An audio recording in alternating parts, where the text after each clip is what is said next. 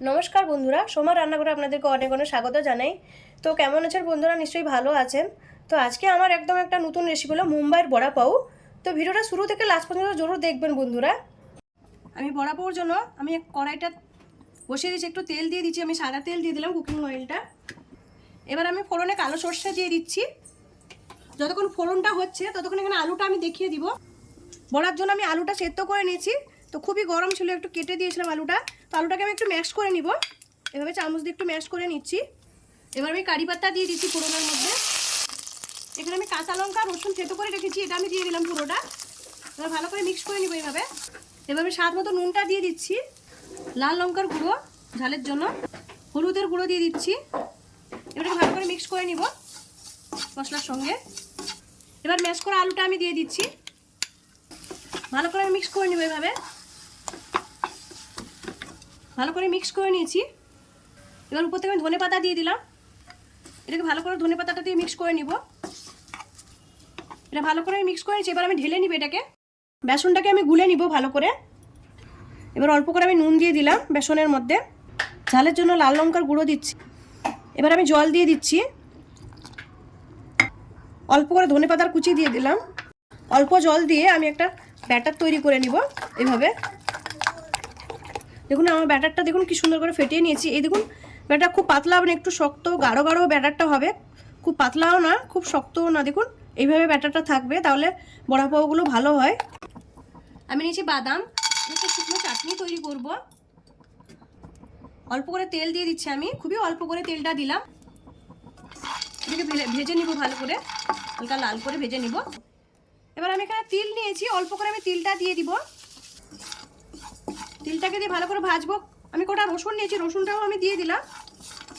এটাকে ভালো করে ভেজে নিব। এবার একটু কারি পাতা দিয়ে দিলাম, কারি পাতাটা দিয়েও ভালো করে ভেজে নিব এইভাবে। এবার এখানে লাল লঙ্কার গুঁড়ো দিচ্ছি, আমি ভালো করে মিক্স করে নেবো। এটাকে আমি নামিয়ে নিচ্ছি, নামিয়ে ঠান্ডা করে নিচ্ছি এটাকে। আমি এখানে ব্যাটার বানিয়ে রেখেছিলাম, ব্যাটারের মধ্যে আমি হলুদটা দিতে ভুলে গেছি, তো আমি হলুদটা দিয়ে দিচ্ছি। তো এটাকে ভালো করে হলুদটা দিয়ে মিক্স করে নেব। হলুদটা দিলে ব্যাটারে কালারটা দারুণ আসে একটা। তো এটাকে ভালো করে মিক্স করে নিচ্ছি এইভাবে। আমি ভালো করে মিক্স করে নিচ্ছি। এখানে আলুটা আছে, তো আলুটা আমি বড়ার সাইজে করে নিব, এইভাবে গোল গোল করে রাউন্ড করে নিব আলুটাকে। এবার আরেকটা আমি বানিয়ে নিব ওইভাবে, আর বাকিগুলো আমি এইভাবে সবগুলো বানিয়ে নিব। এই যে দেখুন আমি সবগুলো বানিয়ে নিয়েছি বড়াগুলো। এবার আমি ব্যাটারের মধ্যে মিক্স করে নিব এইভাবে।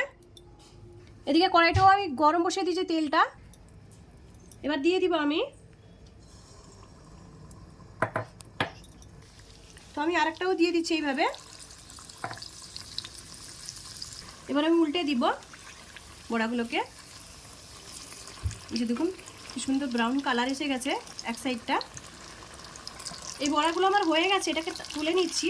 আর বাকি বড়াগুলো এইভাবে ভেজে নিব সবগুলো। আমি এখানে কাঁচা লঙ্কা নিয়েছি, দেখুন কাঁচা লঙ্কাগুলো আমি দেখুন হালকা করে আমি চিরা লাগিয়ে নিয়েছি এইভাবে।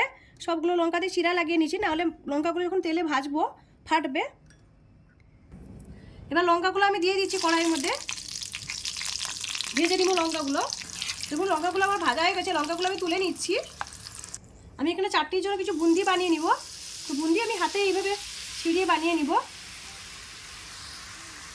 এই বুন্দিগুলো আমি একদম ক্রিস্পি করে ভেজে নিব। দেখুন এটা হয়ে গেছে, আমি এটাকে তুলে নিচ্ছি। দেখুন আমি বুন্দিগুলো বানিয়ে এর মধ্যে সব মিক্স করে নিচ্ছি। তো এটাকে আমি এবার নুন দিয়ে দিব, স্বাদ মতো নুনটা দিয়ে দিলাম। একটা ড্রাই পাউডার করে নিব আমি এটা। আমি এখানে বন নিয়েছি, তো বনটা কেটে নিব। আমি এখানে বড় সাইজের বনটা পেয়েছি, তো বড় সাইজের বনটা নিচ্ছি। আপনারা চাইলে ছোটো সাইজের বনটাও নিতে পারেন। তো এভাবে আমি কেটে নিচ্ছি মধ্যিখানে। আমি পকেটের মতন বানিয়ে নিয়েছি কেটে। এবার আমি ধনেপাতা চাটনিটা লাগিয়ে দিব। আর আমি যেই পদ্ধতিতে বানাচ্ছি আপনারা একবার ট্রাই করবেন। এভাবে সবগুলোতে আমি ধনেপাতা চাটনি লাগিয়ে নিব ভালো করে। ধনেপাতার চাটনিটা লাগালে দারুণ লাগে খেতে। এবার এই যে পাউডারটা করেছিলাম ড্রাই পাউডার চাটনিটা, এটাও আমি লাগিয়ে নিব অল্প অল্প করবো এইভাবে। এবার আমি লাগিয়ে নিয়েছি। এবার আমি বড়াগুলো দিয়ে দিব, আর তার উপর থেকে এবার লঙ্কা দিয়ে দিব। দেখুন কি সুন্দর লাগছে বড়া পাউগুলো। বিকালবেলা স্ন্যাক্স হিসেবে দারুণ লাগে এটা, স্ন্যাক্সটা বড়া পাউটা। আর আমি যে পদ্ধতিতে বানালাম আপনারা একবার ট্রাই করবেন, এটা দারুণ খেতে হয়। আমার আমার বড়া পাও রেডি হয়ে গেছে। তো এখানে আমি ধনেপাতার চাটনি দিয়েছি, ড্রাই চাটনিটা দিয়েছি। আর আমার এই রেসিপিটা যদি ভালো লাগে লাইক করুন, শেয়ার করুন, সাবস্ক্রাইব করুন, আর আমাকে কমেন্ট করে জানান। ভালো না লাগলেও একটা ছোট্ট করে কমেন্ট করুন, আর ভালো লাগলেও কমেন্ট করুন, আর সাবস্ক্রাইব করবেন, একটা লাইক করবেন। ধন্যবাদ বন্ধুরা, ভালো থাকেন, সুস্থ থাকেন।